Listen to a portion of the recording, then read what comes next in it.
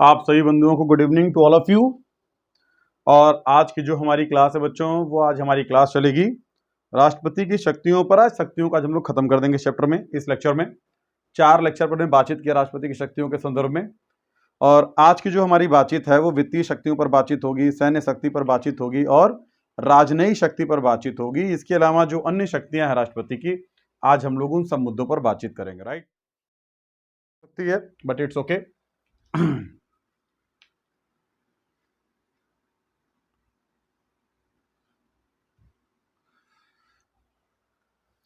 देखो बच्चों, last time जो आपसे मेरी बात हुई थी वो बात हमारी आपसे हुई थी राष्ट्रपति की शक्तियों पर। और आपने देखा तो हमने प्रीवियस लेक्चर में जो है जो राष्ट्रपति की कार्यपालिका शक्ति है उस पर हम बातचीत कर चुके हैं। अगर आपने वीडियोस को नहीं देखा है तो आप बैक करके देख सकते हो। वीडियो नंबर 29, 30, 31 इस पर बातचीत हो चुका है। कार्यपालिका के बाद हम लोगों ने विधायिका की बात कर ली है। हम लोगों ने विधायिका की बात कर ली है। विधायिका का मतलब विधायिक शक्तियां, विधायिका लिखना ठीक नहीं है, विधायी शक्तियां जो है हम इस पर बातचीत कर चुके हैं बच्चों, विधायी शक्तियां। इसके अलावा जो है अभी लास्ट टाइम आपसे मेरी बात हुई थी कि जो राष्ट्रपति की जो तीसरी शक्ति है, जैसे वो शक्तियां क्या थी लास्ट टाइम, तो आपसे मेरी बात हुई थी जो वीटो पावर वगैरह है हमने उसकी बातचीत की थी। और हमने न्यायिक शक्ति की बात भी की थी। इसके अलावा न्यायिक शक्ति जो है हमने उसकी बातचीत की थी। और बच्चों अब हम लोग देखेंगे कि जो राष्ट्रपति की जो है, जैसे कि सैन्य शक्ति क्या है, आज हम लोग लेक्चर में देखेंगे, सैन्य शक्ति के बारे में जानेंगे। जो नेक्स्ट पॉइंट होगा हमारा वो होगा जो राष्ट्रपति की जैसे आप कह सकते हो कि राजनयिक शक्ति कह सकते हो आप। आज हम लोग राजनयिक शक्ति को जानेंगे। और जो तीसरा पॉइंट हमारा आज का होगा वो होगा आपातकालीन शक्ति। राइट, ये आपातकालीन शक्ति जो है ये बहुत ही इंपॉर्टेंट है और कई परीक्षाओं में इस पर सवाल बनते हैं। ये आपातकालीन शक्ति that is the most important thing for you. Right, और आपातकाल के संदर्भ में राष्ट्रपति की क्या शक्तियां हैं, राष्ट्रपति क्या काम करते हैं, क्या प्रोसीजर होता है जब भी आपातकाल देश में लगता है तो उसमें क्या क्या प्रोसीजर होता है, आज हम लोग इन बातों को सीखेंगे। और कितने तरह के जो आर्टिकल्स हैं, कितने तरह के आर्टिकल आपातकाल से संबंधित हैं। और इसके अलावा हम लोग ये भी देखेंगे कि जो आपातकाल है वो कितने प्रकार के देश में लगते हैं। जैसे कि हम देखेंगे राष्ट्रीय आपातकाल क्या है, हम लोग इसके बाद देखेंगे कि आर्टिकल 356 के तहत जो राज्य में लगने वाला राष्ट्रपति शासन है वो क्या है। और इसके अलावा हम देखेंगे कि जो देश के अंदर जब भी कभी वित्तीय आपात जैसी स्थिति आ जाए, भैया जैसे मान लो कि हमारे यहाँ समस्या आती है फाइनेंशियल, आपके यहाँ भी आती होगी, सबके यहाँ आती है फाइनेंशियल प्रॉब्लम। तो जब राष्ट्र के अंदर ऐसी प्रॉब्लम हो, फाइनेंशियल प्रॉब्लम हो, तो उस समय के राष्ट्र क्या करता है, कैसे अपनी समस्याओं से निकल के आता है। जैसे भी आपने देखा होगा हाल ही में श्रीलंका का एग्जाम्पल देखा होगा आपने, अभी पाकिस्तान भी जूझ रहा है। तो जब कभी इनके अंदर ऐसी फाइनेंशियल प्रॉब्लम आती है तो कोई भी राष्ट्र कैसे निकलता है उससे, हम लोग इन सब बातों को देखेंगे कि वित्तीय आपातकाल क्या है। राइट, तो सभी प्रकार के आपातकाल की हम बातचीत करेंगे। इस बच्चों छोटी सी बात यह है कि अगर वीडियो अच्छी लगती है तो आप दोस्तों के साथ जरूर शेयर करो। भाई हमारे बच्चे ऐसे हैं जो शेयर नहीं करते हैं, लेकिन आप देखो दुनिया भर के टीचर हैं जिनको लोग शेयर कर रहे हैं, प्रमोट कर रहे हैं। तो भाई अगर मैं अच्छा पढ़ा रहा हूं, आपको लगता है कि टू द पॉइंट टीचर बात करता है, तो आप अपने दोस्तों के साथ शेयर कर सकते हो। और यही आपका प्यार होगा, यही आपका सपोर्ट होगा हमारे लिए। बस इतनी सी चाहत है आपसे कि आप अपने दोस्तों के साथ शेयर जरूर करो। अगर आपको लगता है कि मैं बढ़िया पढ़ा रहा हूं तो मुझे आपके प्यार की, सपोर्ट की बहुत ज्यादा जरूरत है। राइट, इस चैनल को आपकी बहुत ज्यादा जरूरत है। तो बच्चों आज की जो बातचीत हम लोग करेंगे वो हम लोग बातचीत करेंगे कि राष्ट्रपति की वित्तीय शक्तियां क्या क्या हैं और इसके संदर्भ में राष्ट्रपति क्या क्या काम करता है। सबसे पहले हम लोग देखते हैं कि जो है वित्तीय शक्ति क्या है। वित्तीय शक्ति क्या है भाई साहब, ये वित्तीय शक्ति का मतलब क्या है भाई? वित्त का मतलब होता है बेटा फाइनेंस, यानी कि फाइनेंस के संदर्भ में, पैसे के संदर्भ में, जो देश के अंदर संसाधन है, जो देश के अंदर रिसोर्सेज है, उसके संदर्भ में राष्ट्रपति के पास क्या पावर है, राष्ट्रपति क्या काम कर सकता है और उसके क्या अधिकार हैं, इन सब बातों को अभी हम लोग क्लास के अंदर देखेंगे। राइट, तो वित्त की जहां तक बात तो समझेंगे कि वित्त की क्या बात है। देखो बच्चों, सबसे पहली बात तो ये है कि भारत के अंदर, जैसे आपको मैं बताऊं कि भारत सरकार की आय, कभी आपके मन में ख्याल आया कि जैसे मान लीजिए देश है हमारा, राष्ट्र है, तो राष्ट्र जो हमारा देश है भारत, ये देश चलता कैसे है, देश कैसे चलता है? तो भाई देश चलता है यहाँ के शासन से, प्रशासन से और जुडिशरी से, और जो हमारी न्यायिक व्यवस्था है मतलब जुडिशरी उससे, और इसके अलावा जो है जनता के सहयोग से देश चलता है। हमने देश को बेहतर तरीके से चलाने के लिए हमने शासन की व्यवस्था की, और शासन का बहुत सारा अंग है। जैसे कि आप देखते हो पुलिस होते हैं, पुलिस के बहुत सारे भाग हैं, बड़े अधिकारी होते हैं, छोटे कर्मचारी होते हैं। या इसके अलावा जैसे हमारी लोकसभा है तो वहाँ पर हमारा मंत्रिमंडल है, और जैसे राज्यसभा है तो वहाँ पर भी हमारे जो एमपीज हैं, ऐसी राज्यों की विधानसभाएं हैं। तो बच्चों ये अगर आप जरा सोचो कि देश के अंदर जो है, जैसे जितने सिपाही हैं, कांस्टेबल हैं या अधिकारी हैं, कर्मचारी हैं, सबको तो सैलरी दी जाती है। सैलरी ही खर्चा नहीं है सरकार का, और भी खर्चे हैं। जैसे मान लीजिए कि आपके लिए दवाइयों की व्यवस्था अगर सरकार करती है तो सरकार उसके लिए फंड कहाँ से देती है? भाई आप सरकारी हॉस्पिटल में जाते हो तो सरकारी हॉस्पिटल में 1 रुपए की पर्ची बनती है, और उसके लिए वहां पर जो है डॉक्टर होते हैं, पूरा स्टाफ होता है, सारे खर्चे होते हैं, दवाइयों की व्यवस्था सरकार करती है। तो सरकार के ऊपर कहीं न कहीं तो प्रेशर है ना कि सरकार को खर्चा करना है। सरकार आपके लिए सड़क बनवाती है, सरकार आपके लिए पुल बनवाती है, सरकार आपके लिए पुलिस की व्यवस्था करती है, सरकार आपकी देखरेख करती है, सरकार आपको सुरक्षा मुहैया कराती है। तो सरकार मुहैया कराती है तो सरकार कहां से कराती है?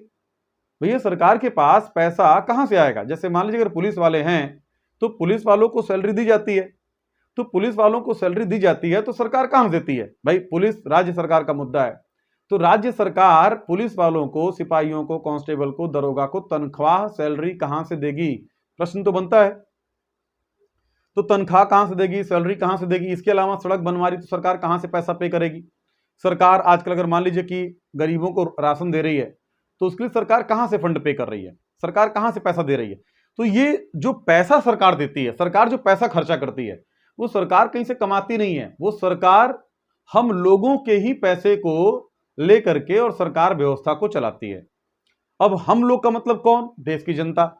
जो देश की जनता है वो देश की जनता सरकार को टैक्स पे करती है, टैक्स पे करती है। टैक्स का मतलब क्या भाई साहब? गरीब से गरीब और अमीर से अमीर सभी लोग इस देश में टैक्स पे करते हैं। जैसे मान लीजिए आप बिस्किट खरीदते हो तो उस पर आप टैक्स देते हो, जूते पर टैक्स देते हो, सैंडल पर टैक्स देते हो, नमक पर भी टैक्स है, दवाइयों पर टैक्स है, कपड़े पर टैक्स है। तो आदमी जो है जितनी चीजों को खरीदता है, जितनी वस्तुओं को खरीदता है, वो सब वस्तुओं पर टैक्स पे कर रहा है, सरकार की आय का स्रोत हो गया।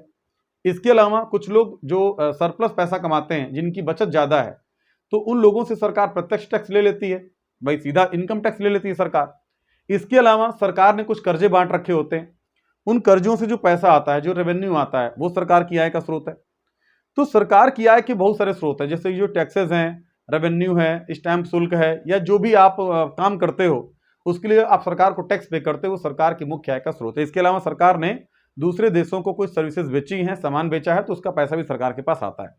अगर सरकार ने किसी दूसरे देश को कर्जा दे रखा है तो उसका रेवेन्यू भी सरकार के पास आता है। तो ये जितना पैसा आता है, सरकार उन सारे पैसों को दो मद में रखती है बच्चों, सरकार उन सारे पैसों को दो मद में रखती है। जैसे एक मद आप देखोगे तो पहला होता है संचित निधि, संचित निधि, और इसको हम लोग अंग्रेजी में बोलते हैं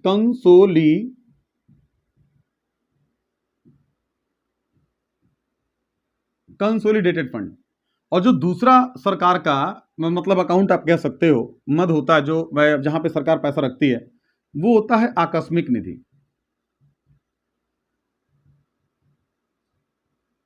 आकस्मिक निधि, इसको अंग्रेजी में बोलते हैं कंटिंजेंसी फंड। तो भैया ये देश के अंदर जो पैसा है, देश का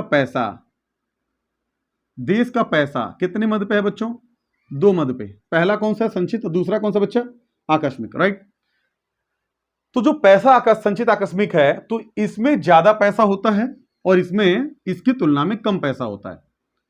तो बच्चों ये जो पैसा तय होता है कि आकस्मिक में कितना पैसा रहेगा, ये संसद ही तय करती है, यानी कि लोकसभा, राज्यसभा ही तय करती हैं कि आकस्मिक निधि में कितने पैसे को रखा जाएगा। तो यहां पर जो आपसे मुझे बात ये करनी थी कि देश के अंदर जितने भी बड़े खर्चे हैं, जितने भी नियोजित खर्चे हैं, यानी कि सरकार ने जिनको पहले से प्लान कर रखा है कि हमको यहां पैसा खर्चा करना है, यहां पैसा खर्चा करना है, तो उन सभी खर्चों को सरकार यहां से करती है, संचित निधि से करती है। लेकिन अगर देश पर कोई इमरजेंसी आ जाए, कोई आपातकाल आ जाए, या देश की स्थिति खराब हो जाए, या कोई अचानक से कोई बड़ी बात हो जाए, तो वहां पर जो पैसा खर्चा होगा वो पैसा यहां से खर्चा होगा। इसके पीछे कारण यह है बच्चों कि देश के अंदर जो भी पैसा खर्चा होता है उसके लिए एक विधेयक पारित करना होता है, एंड दैट इज कॉल्ड विनियोजन विधेयक। जब भी विधेयक पारित होगा तब भी यहां से पैसा निकलेगा। लेकिन मान लीजिए देश के अंदर इमरजेंसी है और पैसा टाइम नहीं है कि सरकार बिल पास कराए, तो ऐसी कंडीशन में राष्ट्रपति को अधिकार होता है, राष्ट्रपति को अधिकार होता है कि वो यहां से पैसा निकाल करके और अपना तुरंत काम चला ले। राष्ट्रपति को अधिकार होता है कि वो यहां से पैसा निकाल करके और तुरंत अपने सारे खर्चों को चलाए, बाद में दोबारा यहां पर पैसा रखवा दिया जाएगा। तो बच्चों दो बात ध्यान रखनी है। पहली बात यह कि देश के अंदर जितने भी खर्चे हैं जो फिक्स्ड हैं पहले से, जो पहले सरकार को पता है, वो सारे खर्चे यहां चलेंगे। जो इमरजेंसी है, जो अचानक से जो आकस्मिक जो खर्चा आया है, वो यहां से चलेगा, और इस पर राष्ट्रपति का पूरा अधिकार होता है। राष्ट्रपति का पूरा अधिकार होता है, यानी कि वो यहां से पैसा खर्च करने के लिए वो किसी से पूछने के लिए जिम्मेदार नहीं है, या उसकी कोई लिएबिलिटी नहीं कि वह पूछ के पैसा खर्चा करेगा। राइट, सरकार के अधिकार क्षेत्र में यह पैसा होता है। अब एक क्वेश्चन बनता है कि भाई ये पूरे संविधान में किस आर्टिकल में है, संविधान में इनका प्रावधान कहां किया गया? तो जब भी आप देखोगे संविधान का आर्टिकल 266(1), या आप कह सकते हो 266 का ए जो पार्ट है वो बात करता है किसके बारे में? संचित निधि के बारे में। और जब आप संविधान का दूसरा आर्टिकल देखोगे, आर्टिकल नंबर 267 का ए, तो ये बात करता है आकस्मिक निधि के बारे में, कंटिजेंसी फंड के बारे में। मुझे उम्मीद है आपको मेरी बात समझ में आ रही होगी। ठीक है बच्चों, अच्छा अब यहीं से अगर हम आगे बढ़ें, यहीं से अगर हम लोग आगे बढ़ें तो राष्ट्रपति की दूसरी वित्तीय शक्ति क्या है? तो भाई दूसरी जो वित्तीय शक्ति है मैं उसकी बात यहां कर रहा हूं। एक नंबर ये है और दो नंबर यहां देखो। जो राष्ट्रपति की दूसरी वित्तीय शक्ति है वो वित्तीय शक्ति ये है कि जो राष्ट्रपति होता है, राष्ट्रपति वित्त आयोग का गठन करता है, वित्त आयोग का गठन करता है। और भैया ये वित्त आयोग का गठन करता है, तो वित्त आयोग क्या है? देखो भाई साहब, इसको अंग्रेजी में कहते हैं finance commission. Finance commission, finance commission.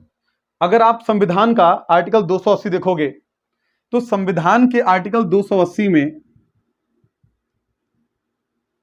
Article 280 में फाइनेंस कमीशन की बात की गई है, वित्त आयोग की बात की गई है।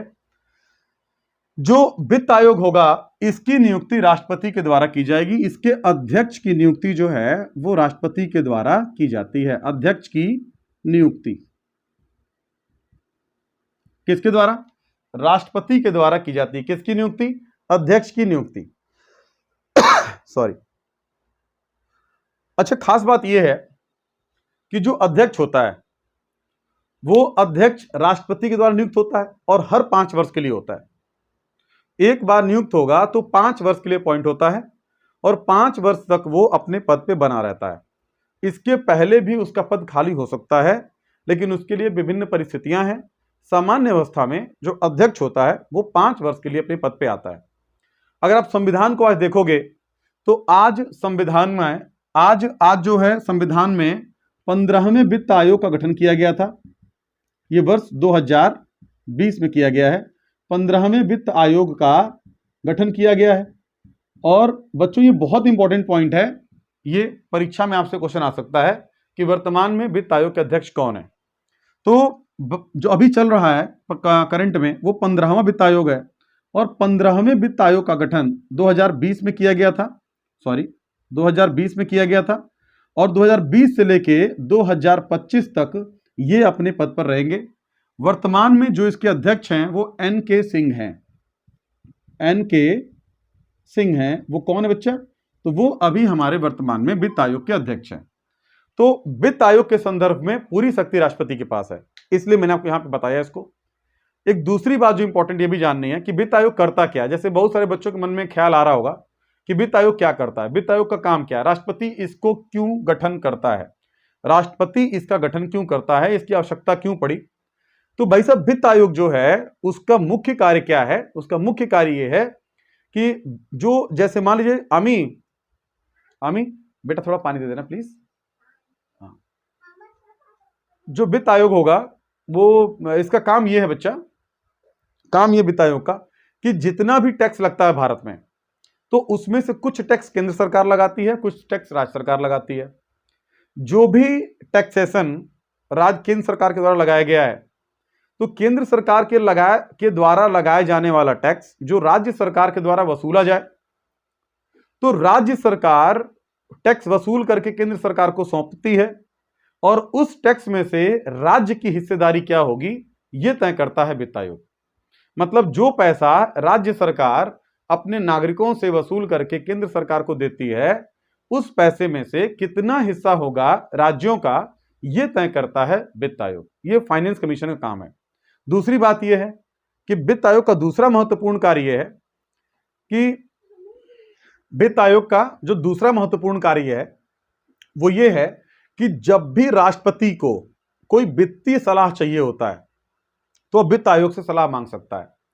जो तीसरा सबसे महत्वपूर्ण कार्य यह है कि यदि मान लीजिए कि कोई राज्य पिछड़ा हुआ है, कोई राज्य बैकवर्ड है या उसकी आर्थिक स्थिति कमजोर है या वहां पर गरीबी ज्यादा है या रोजगार नहीं है या तमाम प्रकार की समस्याएं हैं, तो उन राज्यों को अगर केंद्र सरकार को कोई फंड देना हो, कोई ऐड देना हो, कोई बेनिफिट्स देना हो तो इसके लिए भी केंद्र सरकार वित्त आयोग से सलाह करती है। तो ये तीन काम है वित्त आयोग के और ये वित्त आयोग जो है वो सहायता करता है किसकी? केंद्र सरकार की सहायता करता है इस तरह से मामलों में। अगर आप यहां देखो तो ये मुख्य रूप से जो है दो प्रकार की शक्तियां थी जो बात थी राष्ट्रपति की किसके संदर्भ में? वित्त आयोग वित्त के संदर्भ में। अब अगर आप यहां से अगर आगे जाओगे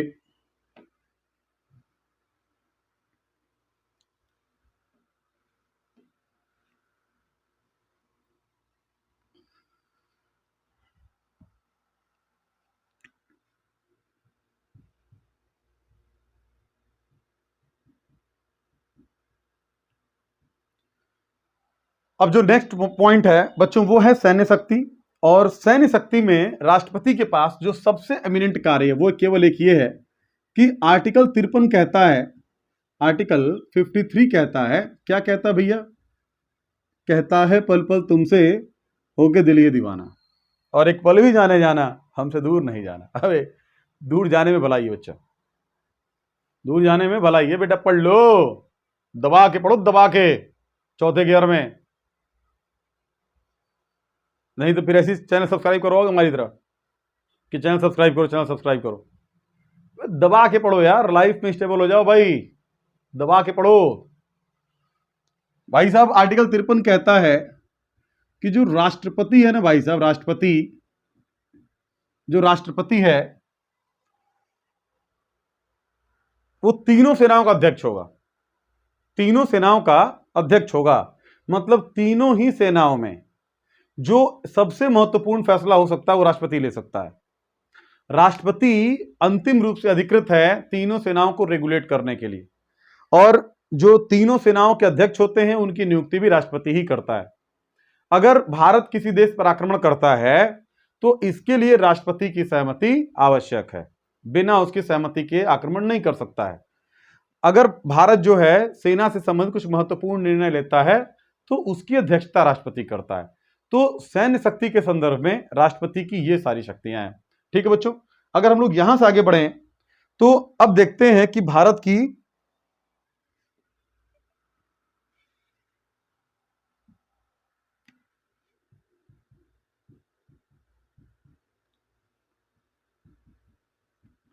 राजनयिक शक्ति और इसको बोलते हैं